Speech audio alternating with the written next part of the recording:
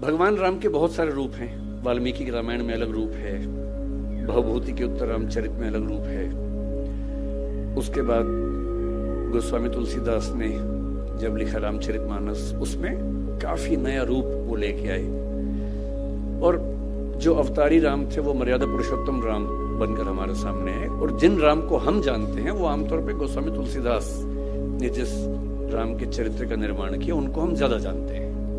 तो मुझे जो पूरी भारतीय परंपरा में एक सबसे महान आदर्श नजर आता है अलग अलग रूपों में, वो भगवान राम का है। भगवान राम का प्रसंग ये है कि वो भी युवा होने के कगार पर हैं और उनके पिता राजा दशरथ कह रहे हैं कि बेटा मेरी इच्छा है कि अब तुम राजा बनो। राम खुद नहीं कह रहे हैं, दशरथ कह रहे हैं। राम तो यहां तक कह रहे हैं कि पिताजी ये उचित बात नहीं है। हम 4 भाई हैं, कहने का उम्र का अंतर है, एक ही दिन तो पैदा हुए थे। आधे 1 घंटे के अंतर को बड़ा भाई छोटा भाई क्या होता है, सब साथ साथ पैदा हुए थे। अब जन्म में एक संग सब भाई, भोजन शयन केली करिकाई, वो पूरा चौपाई कहते तुलसीदास जी। बिमल बंस यह अनुचित एकू, बंधु बिहाई बड़े ही अभिषेकू। इतने महान वंश में ये उचित बात नहीं है कि अभिषेक सिर्फ मेरा हो रहा है। क्यों भाई? जिसमें राम को दुविधा है, और एक बड़े व्यक्ति को दुविधा होनी चाहिए। बड़प्पन यही तो है कि जब सत्ता चरणों में रखी हो तब कोई कहे कि मुझे क्यों, मैं क्यों राजा बनूं। और पिता समझा रहे हैं कि बेटा तुम संयोग से सबसे बड़े तो हो ही भाई, आधे घंटे का भी अंतर है तो बड़े तो हो ही ना भाई। और तुम्हारा व्यक्तित्व भी ऐसा है कि मेरे पास हर जायज वजह है कि मैं तुमको राजा बनाऊं, तुम बस मना मत करना। तब राम कह रहे ठीक है, आप कह रहे तो मैं आपकी बात कैसे टाल सकता हूं। राम के राज्याभिषेक की तैयारियां चल रही हैं, और यदि हम राम को मनुष्य थोड़ा सा बना के देखें, केवल भगवान ना समझें, तो हम सोच सकते हैं कि उनको भी कुछ कुछ तो उत्सुकता हो ही रही होगी।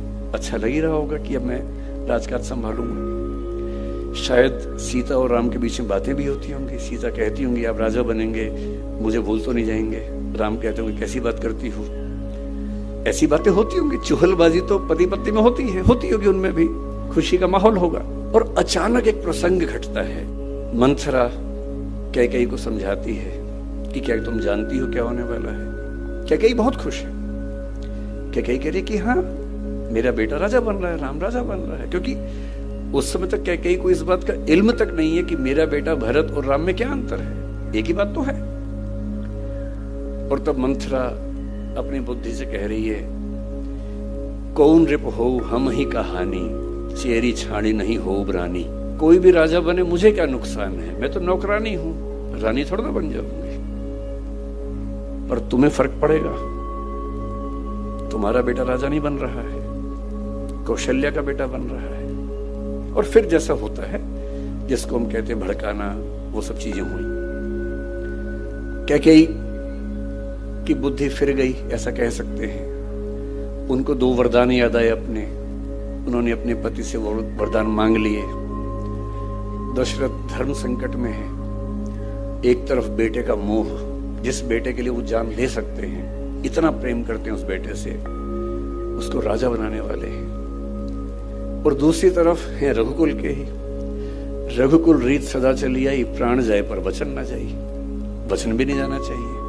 खुद ही वचन दिया था कि तुमने मेरी रक्षा की है तो मैं तुम्हें 2 वचन देता हूं। अब रघुकुल का राजा अपना वचन तोड़ दे तो ये उसके कैरेक्टर के खिलाफ है, चरित्र के खिलाफ है। बेटे को कहा है कि तुम राजा बनोगे, उससे कैसे पीछे हटे। और दशरथ इतने दुख में है, अंत में अपने बेटे से कहते हैं कि ऐसा हुआ। मैं सोचता हूं, कल्पना करता हूं, अगर राम कह देते, क्योंकि राम अकेले बेटे तो है नहीं इस दुनिया में। इसी दुनिया में शाहजहां का बेटा औरंगजेब भी था। इसी दुनिया में बिंबिसार का बेटा अजातशत्रु भी था। और इन दोनों बेटों ने अपने बाप को मरवा दिया था। बेटे तो ऐसे भी होते हैं। दिल्ली में 10 दिन पहले घटना हम सबने देखी है कि जब कोई बच्चा अपने माँ बाप बहन की हत्या कर देता है। ऐसे बच्चे आज ही थोड़ा ना हो रहे हैं, हर दौर में हुए हैं। और मैं इमेजिन करता हूं कि अगर राम कहते कि पिताजी पूरे सम्मान के साथ मैं ये कहना चाहता हूं कि मैं आपकी ये बात नहीं मानूंगा, प्रजा तय करेगी। तो अयोध्या की प्रजा क्या तय करती उस समय? क्या अयोध्या की प्रजा राम को जाने देती? नहीं जाने देती। कुछ ऐसा होता जो सारी की सारी पौराणिक परंपरा को बदल चुका होता। पर राम को पता था कि मेरा असली उद्देश्य क्या है, सत्ता या अपने पिता का सम्मान, अपनी वंश परंपरा का सम्मान। और अपने पिता, अपनी वंश परंपरा के सम्मान के सामने सत्ता क्या चीज है? दो कौड़ी की चीज है।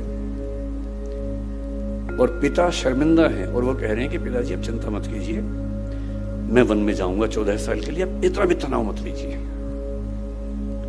फिर उनकी पत्नी ने कहा कि मैं भी जाऊंगी, लक्ष्मण ने कहा मैं भी जाऊंगा। कितना बड़ापन है।